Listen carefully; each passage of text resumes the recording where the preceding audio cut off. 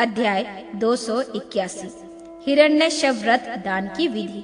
मत्स्य भगवान ने कहा, अब इसके बाद मैं सर्वश्रेष्ठ पुण्यप्रद और महापाप को विनाशक अश्वरथ नामक महादान का वर्णन कर रहा हूँ। इस दान में भी पुण्य पर्व दिन आने पर तुला पुरुष दान की तरह जजमान पुण्य वाचन और लोकपालों का आह्वान करे तथा ऋध्वज, मंडप, पूजन सामग्री, आभूषण, आच्छादित आदि को इकट्ठा करे। फिर कम धन हो तो एक कुंडी होम आदि का विधान कर वेदी पर कृष्ण मृगचम को फैलाकर उसके ऊपर रखी हुई तिलों का राशि पर स्वर्णमय रथ की स्थापना करे। वह रथ 7 या 4 घोड़ों से युक्त हो, उसके 4 चक्के होने चाहिए और उसमें जुआओं से संपन्न तथा इंद्रिल मणि के कलश और ध्वजा को सुशोभित करना चाहिए। उसके ऊपर पद्म रागमणि के दल से युक्त 8 लोकपालों की मूर्ति, रेशमी वस्त्रों से सुशोभित जल से भरे हुए 4 कलश तथा 18 धान्य हो। उसके ऊपर चंदोवा तना हो। उसे पुष्पमाला, ईख, फल से संयुक्त तथा पुरुष से सम्मानित होना चाहिए। जो पुरुष जिस देवता का भक्त हो उसका नाम का उच्चारण कर अधिवासन करे। छत्र, चमर, रेशमी वस्त्र, जूते, पादुका तथा अपनी आर्थिक शक्ति के अनुसार गांवों की तथा सैया आदि का दान करना चाहिए। बुद्धिमान पुरुष को अर्थभाव के 3 पहले सोने का अधिक तौला का रथ बनवा लेना चाहिए। उसी प्रकार 8, 4 अथवा 2 अश्वों से युक्त अथवा स्वर्णमय सिंहदेव के समेत रथ का दान करना चाहिए। घोड़ों पर सवार दोनों अश्वनी कुमारों को रथ चक्र से रूप में स्थापित करना चाहिए। इस प्रकार पुण्य काल आने पर ब्राह्मणों द्वारा पूर्वतः स्नान कराया हुआ जजमान श्वेत वस्त्र और श्वेत पुष्प का माला धारण कर अंजलि में पुष्प लिए उस रथ की 3 बार प्रदक्षिणा कर दान दे। उस समय इस मंत्र का उच्चारण करे। पाप समूह के लिए दवग्नि स्वरूप देव, आप पापों को विनाशक विश्व आत्मा देव रूपी घोड़ों से युक्त तेजों के अधीश्वर और सूर्य रूप है। आपको बारंबार नमस्कार है। आप मुझे शांति प्रदान कीजिए, क्योंकि आप ही 8 वासु, आदित्य गण और मरुद गणों के भ्रमण पोषण करने और परम निधान है। अतः आपकी कृपा से पाप समूह के नष्ट हो जाने से मेरा हृदय धर्म में एकांत को प्राप्त करता है। इस प्रकार जो मनुष्य इस लोक में भव्य भय नाशक तुराकृत प्रदान नामक महादान को प्राप्त करता है, उसका शरीर पाप समूह से मुक्त हो जाता है और वो पिनाकी पान परम पद को प्राप्त करता है तथा सिंहनाद आपी नेत्र रूपी भ्रमणों द्वारा पान किए जाते हुए मुख कमल वाला अपने दध्यमान शरीर को परिपूर्ण तपने वाले सूर्य से विफजित प्रभा के मंडल को पाकर ब्रह्मा के साथ चिरकाल तक निवास करता है। जो प्राणी इस लोक में सुवत्रोत रथ को महादान की विधि को पढ़ता अथवा सुनता है, वह भी नरक लोक में नहीं जाता, अपितु नरकासुर के शत्रु भगवान विष्णु के लोक में जाता है। अध्याय 282 हेमहस्ती रथ दान की विधि। मत्स्य भगवान ने कहा, इसके बाद मैं मंगल में सुनमृत हस्ती रथ नामक महादान का वर्णन कर रहा हूँ, जिसे प्रदान करने से मनुष्य विष्णु लोक में जाता है। पूर्व कथित तुला पुरुष दान की तरह किसी पुण्य तिथि के आने पर बुद्धिमान जजमान को ब्राह्मणों द्वारा पुण्य वाचन कराकर लोकपालों का आह्वान कराना चाहिए। फिर उसी प्रकार त्रिध्वज, मंडप, पूजन सामग्री, आभूषण, आच्छादान आदि का इकट्ठा करे। फिर महादान में यजमान को उपास रखकर ब्राह्मणों के साथ भोजन करने का विधान है। उसे मणियों से सुशोभित पुष्पर रथ पर आकार में स्वर्णमय रथ जो विचित्र तरनों और 4 पहियों से युक्त हो बनवाने चाहिए। उस रथ को कृष्ण मृग चम्र के ऊपर रखे गए एक द्रोण के तिल पर स्थापित करना चाहिए। वह रथ 8 लोकपाल ब्रह्मा, सूर्य और शिव की प्रतिमाओं से युक्त हो। उसके मध्य भाग में लक्ष्मी सहित विष्णु भगवान की भी मूर्ति होनी चाहिए। उसे 18 प्रकार के अन्य पात्र, आसन, चंदन, दीपक, जूता, छत्र, दर्पण और पादुका से भी युक्त होना चाहिए। उसके ध्वज पर गरुड़ तथा जुआ के अग्र भाग में विनायक को स्थापित करना चाहिए। वह नाना प्रकार के फलों से युक्त हो और उसके ऊपर चदोवा तना हो। फिर 5 रंगे रेशमी वस्त्र, विकसित पुष्प, 4 मांगलिक क्लेशों के साथ 8 गांव मोतियों माला विभूषित 4 सुवर्ण के हाथियों से संपन्न हो। 2 जीवित हाथियों को रथ में जोतकर दान करना चाहिए। अपनी शक्ति के अनुसार उस रथ को 5 पतले से ऊपर भार सोने का तक बनवा देना चाहिए। इस प्रकार वेदज्ञ ब्राह्मणों द्वारा मांगलिक शब्द के उच्चारण के साथ स्नान कराया गया यजमान अंजलि में फूल लेकर 3 बार प्रदक्षिणा करे तथा निम्नलिखित मंत्र का उच्चारण करे। ब्राह्मणों का दान दे। ततोस्मय सदा शंकर, ब्रह्मा, सूर्य, लोकपाल, विद्वधर, विष्णुदेव, देव पुराण, यज्ञ तुम्हारी सेवा करते हैं, अतः तुम मेरी रक्षा करो। तुम्हें बारंबार नमस्कार है। रथा गिदूर स्वामीवान विष्णु भगवान का जो पद परम गुत्मा है, आनंद का हेतु और गुण उसमें रूप परे हैं, वह एकमात्र योग रूप मानसिक दृष्टि वाले मुनिगण जिनका समाधि काल में दर्शन करते हैं वो आप ही हैं। मानव, चूंकि आप ही भवसागर में डूबने वाले के लिए आनंद के पात्र हैं, सत्य स्वरूप तथा यज्ञों के पान पात्र हैं, इसलिए आप ही स्वर्ण हस्ती पर दान से मेरी पाप पुंजों को नष्ट कर मुझ पर कृपा कीजिए। जो मनुष्य इस प्रकार प्रणाम करके स्वर्ण में हस्तिरथ दान करता है, उसका शरीर समस्त पापों से मुक्त हो जाता है और वह शंकर के विद्याधर देवांगन मुनीन्द्र द्वारा सभी इंद्रित लोक को प्राप्त होता है और वह पूर्ण को प्राप्ति करता है। जन के लिए दुष्कर्म, वितन और आच्छादित प्रज्वलित अग्नि की ज्वालाओं के संयोग से उत्पन्न हुए दाह से उद्धति की बंधुओं द्वारा पितरों और पुत्रों को संपूर्ण विंध्याओं से हस्तिपुर दान कर भगवान विष्णु को आश्वस्त कर लोक में ले जाता है। अध्याय 283। पंचलांग हल प्रदान की विधि। मत्स्य भगवान ने कहा, अब इसके बाद मैं महाप्रताप नाशी की अति श्रेष्ठ पंचमान नामक महादान का वर्णन कर रहा हूँ। युग आदि तिथियों के संपूर्ण सूर्य ग्रहण आदि के अवसर पर मनुष्य को अपनी शक्ति के अनुसार 5 हलों से युक्त फसल से सुशोभित ग्राम, आटे, इरवड 100 निर्मित और आधा 50 निर्मित भूमि का दान करना चाहिए। विलक्षण पुरुष सुख की लकड़ी की 5 और सुवर्ण से बने हुए अन्य 5 हलों को सभी सामग्रियों को युक्त करता है।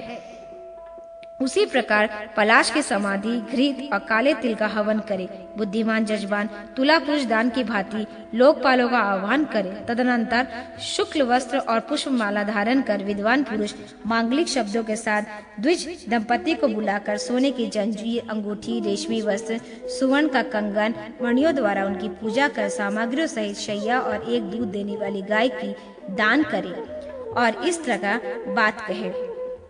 जो बुद्धिमान पुरुष इस मन के अनुसार 100 निर्मित भूमि का अथवा विधि का दान करता है, उसका पाप पुण्य शीघ्र ही नष्ट हो जाता है। उसका आधा भाग या गोचर मात्र अथवा एक भवन बनाने योग्य भूमि का दान करता है, वो भी पापों से मुक्त हो जाता है। जो मनुष्य इस मृत्यु लोक में भूमि दान करता है, वो भी उस भूमि के हल को, मुख को जितने मार्ग होता है, सूर्य पुत्री के अंग में जितने रुआएं होते हैं, वर्ष तक शंकरपुरी में निवास करता है तथा गंधर्व, किन्नर, सुर, असुर और सिद्धों के समूह द्वारा चंवर दुलाए जाके महान विमान पर सवार हो पिता, पितामह, बंधुगण के सहित देवनायक होकर शुभ लोक को जाता है और वहाँ पूजित होता है। मनुष्य इस गांव, भूमि, हल और वृक्षों को दान करने के लिए नष्ट हुए इंद्रत्व को प्राप्त कर लेता है। अतः ऐश्वर्य नष्ट हुए इन सामग्रियों के लिए पाप पुंज के पर्दे को नष्ट करने वाला भूमि दान को अवश्य ही करना चाहिए। अध्याय 284। हेमधारा स्वर्णमय पृथ्वी दान की विधि। मत्स्य भगवान ने कहा, अब इसके बाद मैं मनुष्य के अमंगल और पाप को नष्ट करने वाला सर्वश्रेष्ठ हेमदान का वर्णन कर रहा हूँ। दान की इस दान में जम्बूद्वीप के आकार की भांति स्वर्ण में पृथ्वी की रचना करवाए। वह मध्य में सुमेरु पर्वत से युक्त, मारिद पर्वतों से संपन्न तथा 8 लोकपालों, 9 वर्षों, नदियों से युक्त, 7 सागरों से घिरा हुआ हो। उसे बहुमूल्य रत्नों से जटित तथा वसु, रुद्र और आदित्य से युक्त कर दे। इस पृथ्वी को अपनी शक्ति के अनुसार 1500, 300, 200 या 100 पल सोने की बनवानी चाहिए। विलक्षण पुरुष इसकी असमता में 5 पल से अधिक स्वर्ण की ही बनवा सकता है। बुद्धिमान पुरुष तुला पुरुष दान की भांति लोकपालों का आह्वान तथा ऋत्वज, मंडप, पूजन सामग्री, भूषण, आच्छादित आदि का संकलन करे। फिर वेदी पर कृष्ण मृगचम फैलाकर उसके ऊपर रखी हुई तिल राशि पर पृथ्वी की प्रतिमा स्थापित करे।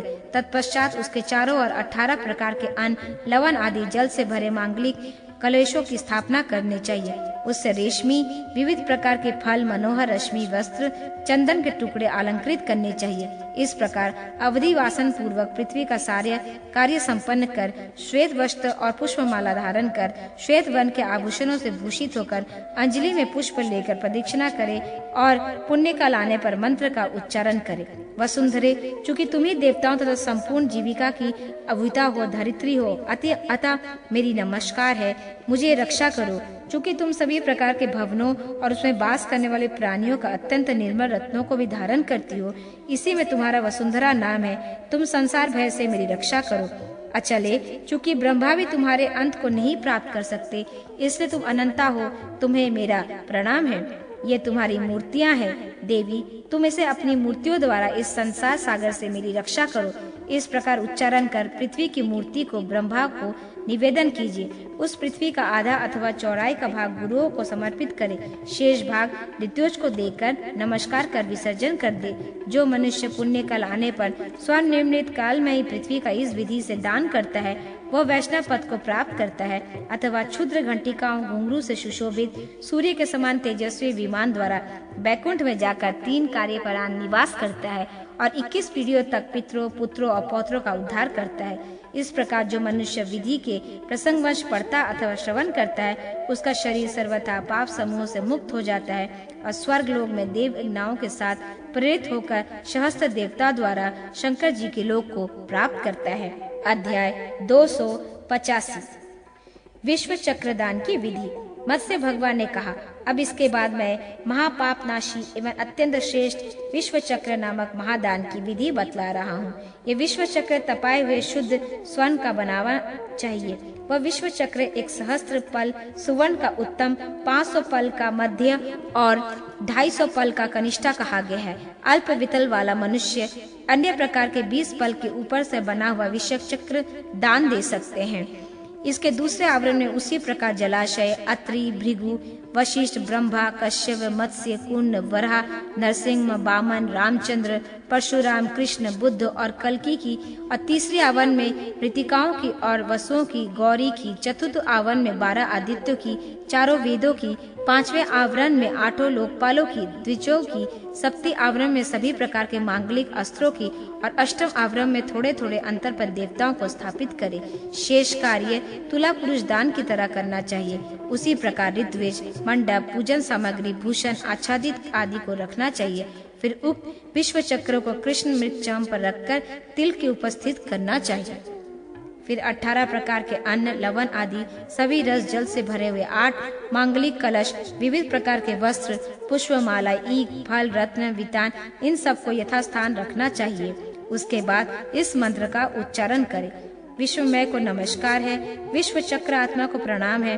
तुम परमानंद स्वरूप हो, अतः पाप रूप कीचड़ से हमारी रक्षा करो। चूंकि इस तत्स्वरूप गुणित तेजो में विश्व चक्र में योग लीन सदा हमें हृदय से देखते हैं, अतः मैं तुम्हें नमस्कार करता हूँ। ये विश्व चक्र वासुदेव में स्थित है और माधव इस चक्र के मध्य भाग में स्थित है। इस प्रकार तुम दोनों अयोध्या रूप से स्थित हो, मैं तुम्हें प्रणाम करता हूँ।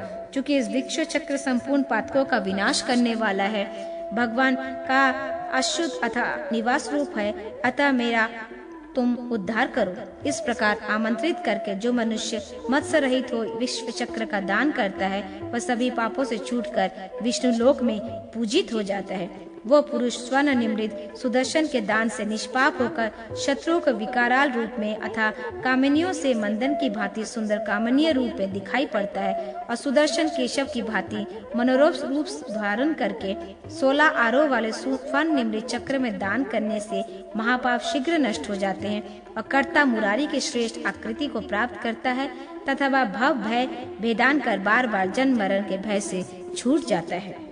अध्याय 286 कनक कल्प लता दान की विधि। मत्स्य भगवान ने कहा, इसके बाद मैं महापापों के नष्ट करने वाला परम उत्तम महाकल्प लता नामक महादान की विधि बतला रहा हूँ। बुद्धिमान जजमान इसके पुण्यतिथि के दिन पुण्य वाचन करके पूर्व कथित तुला पुरुष दान के समान ऋध्वज, मंडप, पूजा सामग्री, आभूषण और आच्छादन आदि का प्रबंध करे और इस प्रकार लोकपालों का आह्वान करे। कल्पलता दान के लिए स्वर्ण निमृत समान पराक्रमी की 10 कल्पलताएं बनवाए, जो विविध प्रकार के पुष्पों और फलों से युक्त तथा विविध रेशमी वस्त्रों से भूषित और विद्याधारों एवं पक्षियों के जोड़े से सुशोभित हो। उन पुष्प चुनने का प्रयत्न करते हुए सिद्ध, फल खाने के लिए उत्सुक पक्षी और लोकपालों के समान आकृति वाले देवियों के से युक्त बनानी चाहिए। फिर लावन राशि के ऊपर अत्यंत ब्रह्मा शक्ति की स्थापित करनी चाहिए। 2 लताओं के निम्न भाग में पद्म और शंख से सुशोभित हाथ वाले 2 मंगलमय देवियों का चित्र अंकित करें। पूर्व दिशा में गुड़ के ऊपर कुर्सी का अस्त्र धारण किया हुआ हाथी के ऊपर विराजमान इंद्राणी को, अग्निकोण में हल्दी चूर्ण के ऊपर हाथ में लिए बकरे के सवार अग्नाई को, दक्षिण दिशा में तांडुल पर महर्षि ऋष गदा धारण किए हुए, यमी को नृत्य कोण में घृत के ऊपर खड़ग सहित नैत्रिकी को पश्चिम दिशा में दुप्त पर नागपाश धारण किए हुए, मत्स्य पर आरूढ़ वरुणी को वैव्य कोण में शर्का के ऊपर मृगारूढ़ पताका लिए, पताकिनी को उत्तर दिशा में तिलों पर निधि सहित शंख लिए, कौबरी को तथा ईशान कोण में मक्खन की राशि पर नंदी पर आरूढ़ त्रिशूल धारण किए हुए महेश्वरी शक्ति ईशानी को स्थापित करनी चाहिए। उसी प्रकार वहाँ केश मुकुट धारण करने वाले वेदयानी देवियों को भी बालकों के साथ उपस्थित करना चाहिए। उसके बाद इस मंत्र का उच्चारण करना चाहिए, जो पाप विनाशी, ब्रह्मांड और लोकेश्वर का पालन करने वाले तथा यचकों के अभिलाषा से भी अधिक फल प्रदान करने वाले उन कल्पलता विधुओं के दिव्यबंधुओं के बारंबार नमस्कार है। इस प्रकार जो मनुष्य भव्य होकर करने वाले इन डिंगनाओं के दान करते हैं, वे अभिष्ट फलदायी नागलोक से ब्रह्मलोक के 30 वर्ष तक निवास करता है और सैकड़ों पितरों को भवसागर से ताड़ देता है। वे सांसारिक पाप समूह का नष्ट हो जाने से शुद्ध दूर होकर हजारों देव कन्याओं के साथ सुशोभित ब्रह्मलोक में अभिवादन होता है। इस प्रकार दीन अंगाओं के साथ कनक कल्पलता के दान की विधि को जो पढ़ता और स्मरण करता है और देखता है, वह इंद्र द्वारा सेवित पद को प्राप्त करता है। 87 सप्त सागर दान की विधि। मत्स्य भगवान ने कहा, अब मैं संपूर्ण पापों को विनाशक परम उत्तम सप्त सागर नामक महादान की विधि बतला रहा हूँ। बुद्धिमान पुरुष तुला पुरुष दान की तरह किसी पवित्र दिन ही आने पर पुण्य वाचन करके लोकपालों का आह्वान करे तथा ऋत्वज, मंडप, पूजक सामग्री, भूषण, आच्छादन आदि का प्रबंध भी उसी तरह करे। विचक्षण पुरुष स्वर्ण निर्मित 7 स्वतंत्र कुंडों का निर्माण करे। ये कुंड एक बत्ती चौड़े तथा अनरत्नी अर्थात बंधी हुई मुट्ठी वाले हाथ जितने लंबी होनी चाहिए। उन्हें अपनी आर्थिक शक्ति के अनुसार 7 पल सोने के ऊपर और 1 पतल का बनवाना चाहिए। ये सभी कुंडों को कृष्ण मृगचम पर रखिए और तिल के ऊपर स्थित कर दीजिए। विद्वान पुरुष को प्रथम कुंड को लवण से, द्वितीय कुंड को दूध से, तृतीय कुंड को घृत से, चौथे को गुड़ से, पंचम को दही से, छठे को चीनी से तथा 7वें को तीर्थों से पवित्र जल पूर्ण कर देना चाहिए। फिर लवण कुंड में स्वर्ण निर्मित ब्रह्मी की, दूध कुंड में मध्य भाग में भगवान विष्णु की, धृत कुंड में भगवान शिव की, गुड़ कुंड में भगवान भास्कर की, दधि कुंड में चंद्रमा की, शंकरा कुंड में लक्ष्मी की, जल कुंड में पार्वती की स्थापना करनी चाहिए। सभी कुंडों में सभी ओर से रत्न और अन्नों द्वारा अलंकृत करना चाहिए। शेष कार्य तुला पुरुष धन भांति संपन्न करने चाहिए। तत्पश्चात महावरुणी आहुति प्रदान कर ब्राह्मणों को अभिज्ञ यजमान कुंडलों को 3 बार प्रदक्षिणा कर इस मंत्र का उच्चारण करे। सनातन सागरगण, आप लोग समस्त जीवों के प्राणदाता और संपूर्ण नदियों के आधार हो। चूँकि आप लोग दूध, जल, घृत, दही, मधु, लवण, शक्कर रूप अमृत तथा रत्न आदि संपत्तियों द्वारा त्रिभुवन के जीव समूह के आनंदित करते हो, अतः मेरे पाप पुंजों का विनाश करे। चूँकि आप लोग इस समस्त भुवनों के लोक के पाप क्षय, अमृत विलपेन, भूषण के निमित्त, तिथि, देवता, असुर और सुंदर मणि को प्रदान कार्य में धारण करने वाले हो, अतः लक्ष्मी मुझे प्राप्त हो। ऐसा कहकर जो लोग इसकी पूजा करते हैं, वो देवताओं द्वारा पूजित होकर भगवान विष्णु के पद को प्राप्त करते हैं। संपूर्ण पापों को धुल जाने से वे विशुद्ध हुआ पुरुष नरक लोक में व्याकुल हुआ पिता, पितामह, पुत्र, पत्नी आदि को शीघ्र शिवलोक में ले जाता है। अध्याय 288 रत्न धेनु दान की विधि। मत्स्य भगवान ने कहा, अब मैं मनुष्य को गोलोक प्रदान करने वाला अत्यंत रत्न धेनु नामक महादान की विधि वर्णन कर रहा हूँ। किसी पुण्य दिन के आने पर जजमान तुला पुरुष दान की तरह लोकपालों का आह्वान करने के पश्चात धेनु की कल्पना करे। पृथ्वी पर कृष्ण मृग चिन्ह बिछाकर उस पर द्रोण लवण रखकर उसके ऊपर विधि पूर्वक संकल्प सहित रत्नमय धेनु की स्थापना करे। बुद्धिमान पुरुष उसके मुख में 81 पद्म राग मणि और थुतन में 81 पुष्प राग पुखराज स्थापित कर दे। उस गांव के लालाट पर सोने की तिलक लगवाए और उसे उसके भावों पर 100 मूंगा और दोनों कानों की जगह पर सीपे लगा दी। उनकी सींग सोने की होनी चाहिए। सिर की जगह 100 हीरे की स्थित करनी चाहिए। कंठ और नेत्र पलक पर 100 गोमंदक, पृष्ठ भाग में 100 नीलम और दोनों पीछे के स्थान में डू, बिलौर, उदर पर स्फटिक और कटिदेश पर मणिक लाल मणि आदि चाहिए। खुरों के स्वर्ण में पूंछ को मोतियों के लड़ियों से युक्त कर दोनों नखों में सूर्यकांत तथा चंद्रकांत मणियों में बनाकर कपूर और चंद्र से अर्चित करना चाहिए। अपनी आर्थिक स्थिति के अनुसार उसे सोने से निर्मित आभूषण और कुंडल पहनानी चाहिए। उसे ईख के पैर होने चाहिए। इसी प्रकार गौ के चतुराश्र में बछड़ा बनवाना चाहिए। इस गांव के समीप उसके प्रकार के अन्न, विविध फल, पंचरंगा वितान यथास्थान रखना चाहिए। इस प्रकार गौ की रचना, हवन और अभिवादन करने के बाद ऋत्विजों को दक्षिणा देनी चाहिए। उसके बाद धेनु को आमंत्रित करे। उस समय गुड़ धेनु की तरह आह्वान करना चाहिए। देवी, चूंकि रुद्र, इंद्र, सूर्य, ब्रह्मा, विष्णु ये सभी तुम में संपूर्ण देवताओं का निवास स्थान है, अतः समस्त त्रिभुवन तुम्हारे ही शरीर में व्याप्त है, अतः तुम भवसागर से पीड़ित मेरा उद्धार कर दो। इस प्रकार आमंत्रण करने के बाद गौ की परिक्रमा कर भक्ति पूर्वक हाथ में जल लेकर उस गांव को ब्राह्मण गुरु को दान कर देना चाहिए।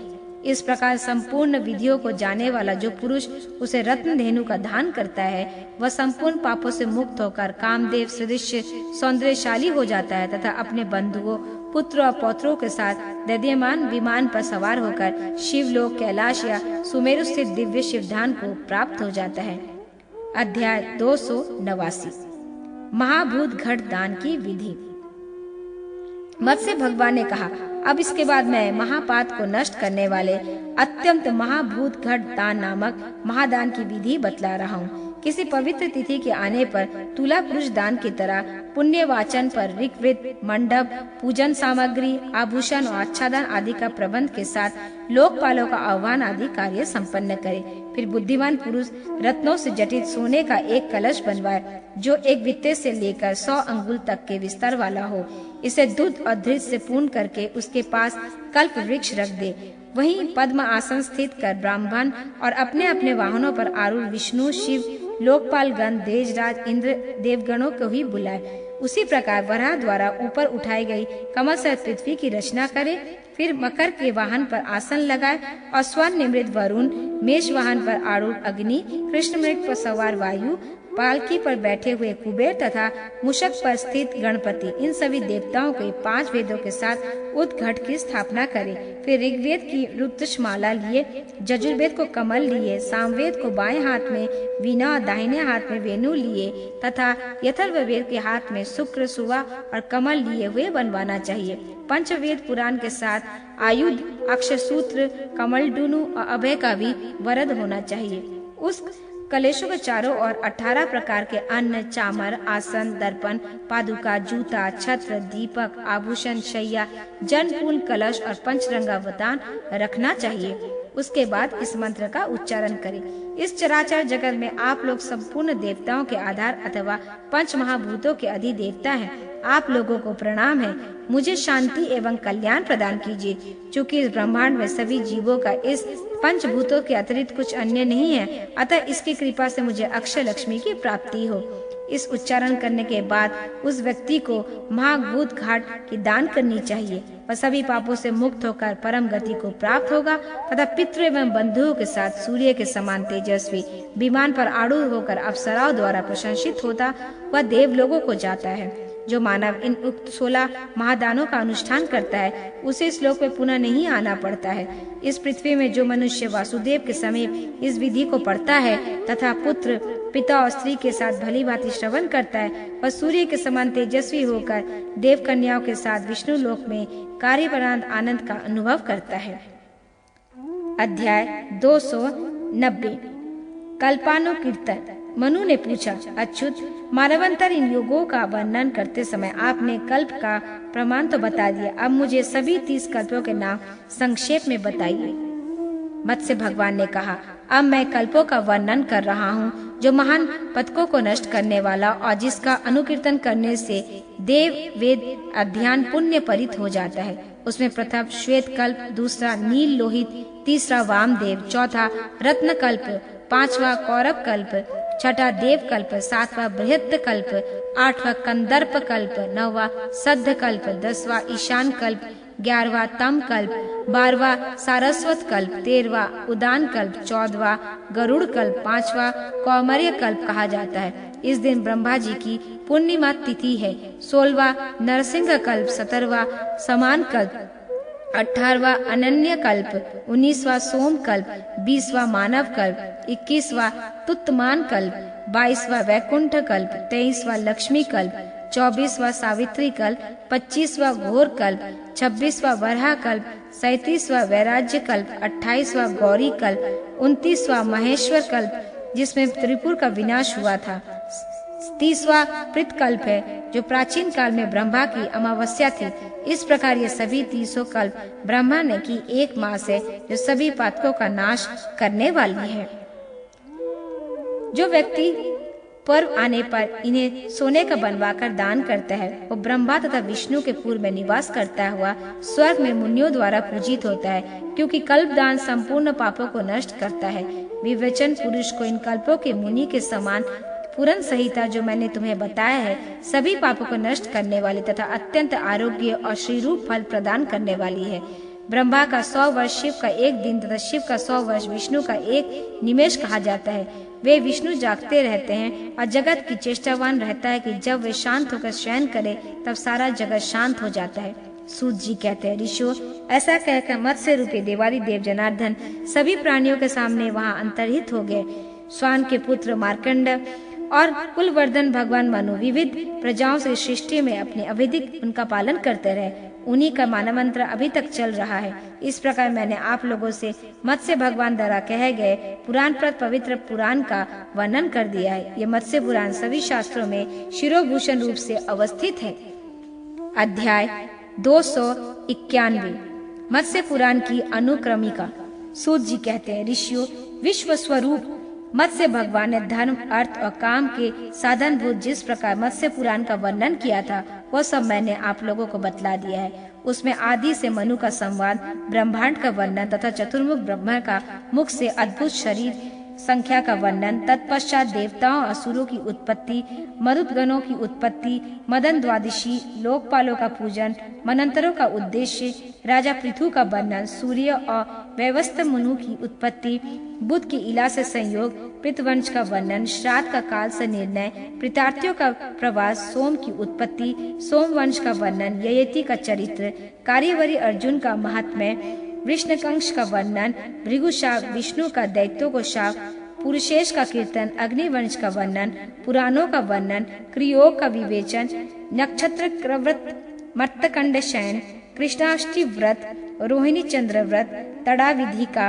महात्म्य, पादसोद विधि, सौभाग्य शयन व्रत, अगस्त्य व्रत, अनंत तृतीया व्रत, रस कल्याणी व्रत, अनंद्रेकरी व्रत, सारस्वत व्रत, उपभोगी अभिषेक व्रत, सप्तमी स्नान व्रत, विवश ध्वामी व्रत, अंग शयन व्रत, अशून्य शयन व्रत, अंगकार व्रत, समाप्ति समर्तक कप व्रत, विवोशक द्वादशी कप व्रत, 10 प्रकार के मेरियों की दान की विधि, गृह शांति, गृहों के स्वरूप का कथन, शिव चतुर्दशी व्रत, सर्प फल त्याग एवं सूर्य व्रत। इस प्रकार संक्रांति सन पवित्र विभूति द्वादश व्रत, 8 व्रतों का महत्व, स्नान विधि का क्रम, प्रयाग का महत्व, समर्थ तीर्थों का वर्णन, एलाश्रम व्रत, द्वीप और लोकों का कथन, सूर्य और चंद्रमा की गति का वर्णन, अदिति के रथ का वर्णन, उसका अंतरिक्ष में गमन, ध्रुव का महात्म्य, सुरेंद्र के भुवन, त्रिपुर के प्रति घोषणा, पितरों की पिंडदान का महत्व, मंत्रों का निर्णय, ध्वजवत की उत्पत्ति, तारक की उत्पत्ति, तारकासुर की प्रशंसा, ब्रह्मा और देवताओं का मित्रता, पार्वती की उत्पत्ति, शिव का तपोवन गमन, कामदेव की शरीर का दाह, रति का शोक, पार्वती का तपोवन गमन, विश्वनाथ की प्रसन्नता, पार्वती और सप्त ऋषियों का संवाद, पार्वती का विवाह उत्सव, कुमार स्कंद की उत्पत्ति, कुमार की विजय, तारकासुर का भयंकर वध, नरसिंह अवतार का वर्णन, पद्मभाव का विसर्ग, अंधकार असुर का वध, वाराणसी का महत्व, नर्मदा का महत्व, प्रवरों का अनुकरण, प्रीत कथा का वर्णन, अभय मुखी दान और कृष्ण मृग चर्म के दान का वर्णन, सावित्री का उपाख्यान, राजधर्म का वर्णन, यात्रा के निमित्त का कथन, शुभ अशुभ सपनों का शकुनों का निवारण, वामन का महात्म्य, वरा का महात्म्य, क्षीर छागर का मंथन, कालकूट का दमन, देवों और असुरों का संग्राम, वस्तु विधि का कथन, प्रतिमाओं का लक्षण, देवताओं की आराधना, प्रासादों के लक्षण, मंडपों का लक्षण, भविष्यकालीन राजाओं का वर्णन, महादानों का कथन, कल्पों का वर्णन तथा ग्रंथों की अनुक्रमिका का कथन हुआ।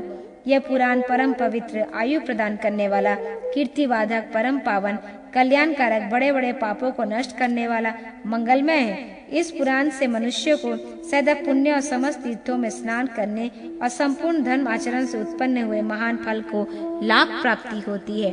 ये परम उत्तम पुराण संपूर्ण दोषों का नाशक कहा गया है। इसे मत्स्य रूपी श्री हरि प्रत्येक प्रलय काल में एकाती वक्त होकर जल से प्राप्त होकर मनु के प्रति कहा था। जो मनुष्य इस पुराण को एक एक श्लोक से चरण का पाठ करता है वह भी पापों से मुक्त होकर सुख को जाता है तथा कामदेव की भांति दिव्य शरीर धारण कर निश्चय नारायण की निवास स्थान वैकुंठ में जाता है। जो मनुष्य श्रद्धा पूर्वक इस पुण्यप्रद एवं रहस्यमय पुराण को सुनता है वह शंकर जी की कृपा से अश्वमेध यज्ञ के अंत में होने वाले अव्यकृत स्नान से सदृश प्रभावशाली फल को प्राप्त करता है। द्विजवरों, जो धर्माज्ञ मनुष्य शिव, विष्णु, ब्रह्मा और सूर्य की अर्चना करके श्रद्धा पूर्वक इस पुराण को एक श्लोक, आधे श्लोक अथवा एक चरण भी सुनता है अथवा दूसरों को सुनाता है, उसे जो छल फल प्राप्त होता है वह भगवान की विद्या क्षत्रिय को भी पृथ्वी, विश्व, धन, शूद्रों की सुख प्राप्त करता है। संपूर्ण पुराण सुनने वाला पाप रहित होकर आयुष्मान, पुत्रवान, लक्ष्मीवान हो जाता है और उसे शत्रु पराजित नहीं कर पाते। पुराण श्रवण काल में पालनीय धर्म। जो लोग श्रद्धा और भक्ति से संपन्न, अन्य कार्य की लालसा से रहित, मौन, पवित्र और शांति चित्त होकर पुराण की कथा को श्रवण करते हैं वे भी पुण्य के भागी होते हैं। जो अधम मनुष्य भक्ति रहित होकर पुण्य कथा को सुनते हैं उन्हें पुण्य काल तो मिलता नहीं, उल्टे प्रत्येक जन्म में दुख भोगना पड़ता है। जो लोग तांबूल, पुष्प, चंदन आदि पूजा सामग्रियों द्वारा पुराण की भली भांति पूजा करते हैं और भक्ति पूर्वक कथा सुनते हैं वे निसंदेह दरिद्र रहित अर्थात धनवान होते हैं। जो भगवान कथा होते समय अनेक कार्य के लिए वहां से उठकर अन्यत्र चले जाते हैं उनकी पत्नी और संपत्ति नष्ट हो जाती है। जो पाप अधम मनुष्य मस्तक पर पगड़ी बांधकर या टोपी लगाकर पवित्र कथा को सुनते हैं वे दूसरे जन्म में बगुला होकर उत्पन्न होते हैं। जो लोग पान चबाते हुए पवित्र कथा को सुनते हैं उन्हें कुत्ते का मल खाना पड़ता है और यमदूत उन्हें यमपुरी में ले जाते हैं। जो ढोंगी मनुष्य से ऊंचे आसन पर बैठकर कथा सुनता है वे भी अक्षय नरकों का भोग करता हुआ कौवा बन जाता है। जो लोग श्रेष्ठ आसन अथवा मध्य आसन पर बैठकर उत्तम कथा का श्रवण करते हैं वे अर्जुन नामक वृक्ष होते हैं। जो मनुष्य पुराण की पुस्तक और व्यास के बिना प्रमाण किए हुए कथा सुनाते हैं और विषभक्षी होते हैं वे लोग सोते हुए कथा सुनते हैं वे अजगर सांप बन जाते हैं। इसी प्रकार जो वक्ता के समान आसन पर बैठकर कथा सुनता है वह गुरु शैया गमन का समान पाप भागी कर नरकगामी हो जाता है। जो मनुष्य पुराणों के ज्ञाता और पापों का हरण करने वाली कथा की निंदा करता है वो 100 जन्मों तक सुकुर योनि में उत्पन्न होता है। कथा होते समय जो लोग वक्ता को बुरा उत्तर देते हैं वे गधा और गिरगिट की योनि में पैदा होते हैं। जो मनुष्य इस पुण्य कथा को भी नहीं सुनते वे घोर नरक के भोग करने वाले बैलने सुअर हो जाते हैं। जो नरश्रेष्ठ कही जाती हुई कथा का अनुमोदन करते हैं वे कथा न सुनने पर भी अविनाशी परम पद को प्राप्त होते हैं। जो दुष्ट कही जाती हुई कथा को विघ्न उत्पन्न करते हैं वो करोड़ों वर्षों तक नरकों का भोग करते हुए अंत में ग्रामीण सुअर हो जाते हैं। जो लोग साधारण मनुष्य में पुराण संबंधी पुण्य कथा सुनते हो वो 100 कर कल्पों से भी अधिक समय तक ब्रह्मलोक में निवास करते हैं। जो मनुष्य पुराण के ज्ञाता वक्ता को आसन के लिए कंबल, मृगचर्म, वस्त्र, सिंहासन, चौकी प्रदान करते हैं वे स्वर्ग लोक में जाकर अभीष्ट भोगों का उपभोग करने के बाद ब्रह्मा द्वारा लोकों में निवास अनंत निरमय पद को प्राप्त होता है। इस प्रकार जो लोग पुराण की पुस्तक के लिए उत्तम श्रेष्ठ आसन प्रदान करते हैं वह प्रत्येक जन्म में भोगों का उपभोग करने वाला ज्ञानी हो जाता है। जो सभी महापापों से युक्त अथवा उत्पत्ति को प्राप्त करता है वे सभी पुराण की कथा सुनने से ही परम पद को प्राप्त हो जाता है। जो मनुष्य इस प्रकार के नियम विधान से पुराण की कथा सुनता है वह स्वेच्छानुसार भोगों को भोग कर विष्णु लोक को चला जाता है। कथा समाप्त होने पर श्रोता पुरुष प्रत्न, वस्त्र और अलंकार आदि द्वारा पुस्तक की पूजा करे। तत्पश्चात सहायक ब्रह्म सहित वाचक की पूजा करे। उस समय वाचक को गौ, पृथ्वी, सोना, वस्त्र आदि देना चाहिए। तदुपरांत ब्राह्मणों को मलाई, लड्डू और खीर का भोजन कराना चाहिए। तदुपरांत परमात्मा व्यास को प्रार्थना करे। आप व्यास रूपी भगवान बुद्धि के बृहस्पति के समान पुण्यवान, शील संपन्न, सत्यवादी और जितेंद्रिय हैं। आपकी कृपा से मैंने इस संपूर्ण धर्मों को सुना है।